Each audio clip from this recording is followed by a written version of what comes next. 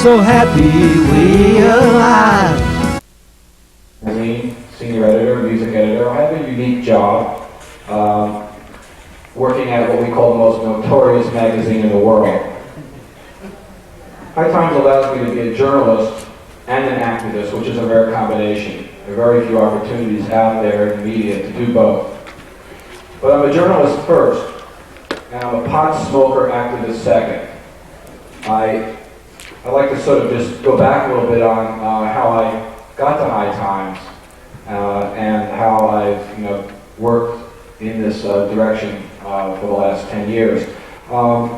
As a journalist, a music journalist for the most part, an entertainment journalist in the 70s, I wrote for many publications: Rolling Stone, Downbeat, Musician, Daily News in New York, USA Today.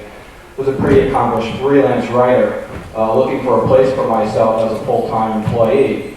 And I found that, to my great surprise, at High Times when I started doing freelance work for High Times in the 80s. I came up to the office on 43rd Street and between 2nd and 3rd Avenues in New York, and I walked in there. I was invited by John Holmstrom, who was the managing editor at the time, to do a little work up at High Times. I stopped at the office, and it reminded me of college. I had been the editor of the college newspaper in the Bronx in New York at Louisville College in the early 70s, and I hadn't really experienced an office that reminded me of that college environment until I got to High Times. It was a lot of fun. There were a lot of people enjoying themselves. 2 people to an office, crowded, just hustling and bustling. It was a small place, putting out a lot of energy. And I was, after doing a little bit of freelancing work, I was offered the opportunity to be news editor of High Times, which is a little bit of a switch for me, since I mostly focused on entertainment. I'd written a book about video games, I'd written a book about basketball. I'd never focused on marijuana as a subject to write about. Matter of fact, I hadn't even read High Times very often.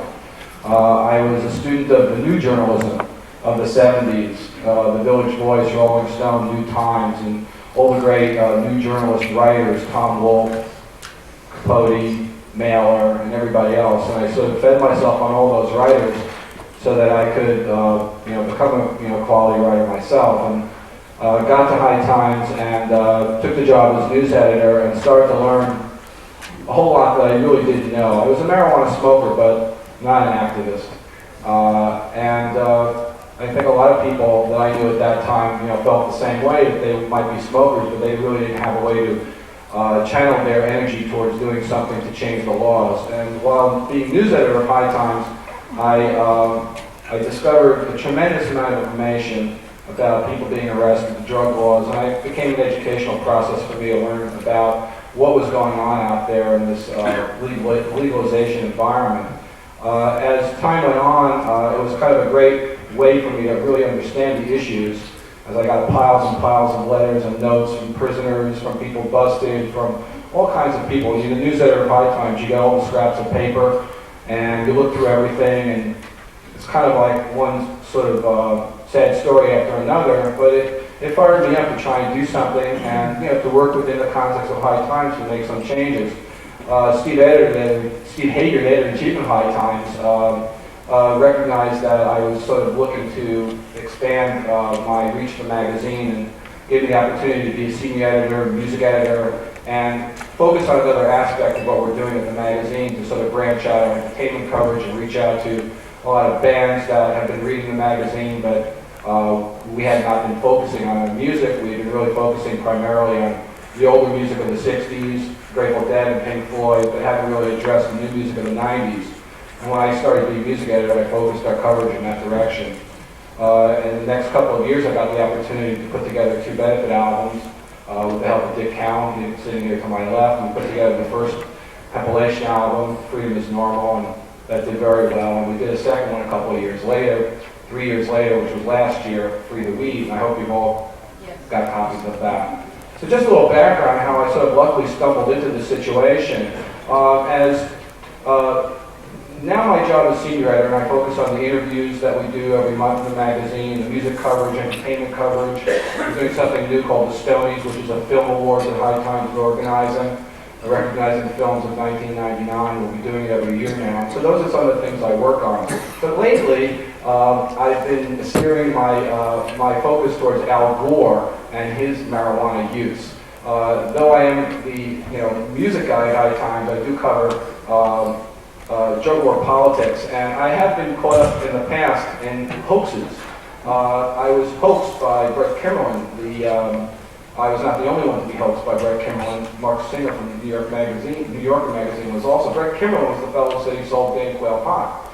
And when Quayle and Bush were running in '88, he made these claims, and they stayed in the press for many years until it was finally concluded that Brett Kimmerlin was a liar. Now we have a fellow named John Warnicki who's come out and said that he's Al Gore's former pot dealer. I don't know if everybody has seen the wonderful quotes that were in DRCnet, but I just love a couple of them.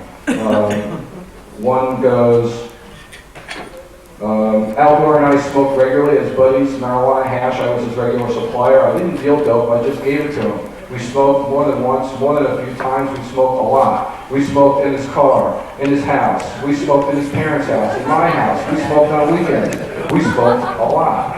And then on Salon.com, they also got an interview with Warnicki. And he said about Al, he said, he was paranoid. When he smoked in my house, he would run around in my house and he would close all the blinds.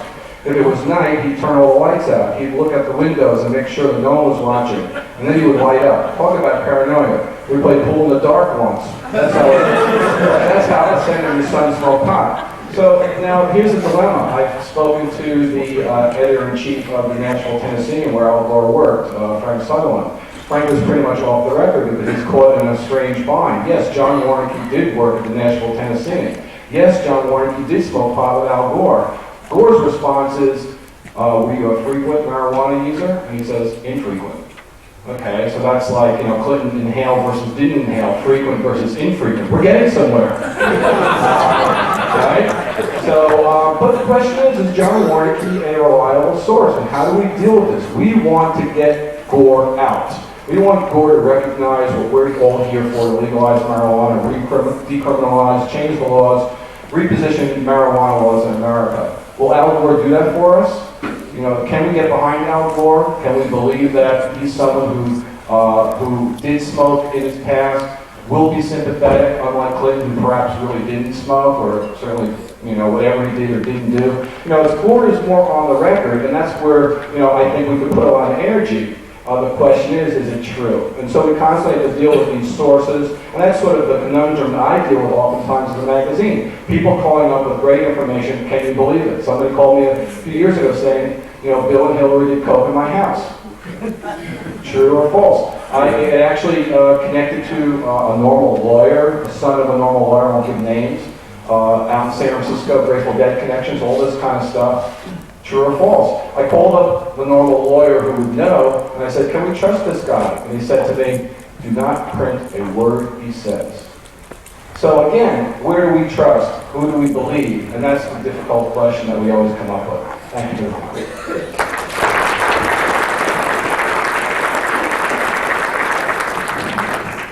Next, we're going to hear from Richard Cowan. He's the editor of marijuananews.com, a website that is updated daily with new information about the war on drugs, and it's also an important source for analysis on how the media cover the issue of drug policy and the war on drugs. He was the national director of NORML from 1992 to 1995. He's known for his 1972 article in the National Review titled Why Conservatives Should Support Legalizing Marijuana. In 1976, he wrote a cover story for the National Review called How the Narcs Created Crack. Richard Cowan.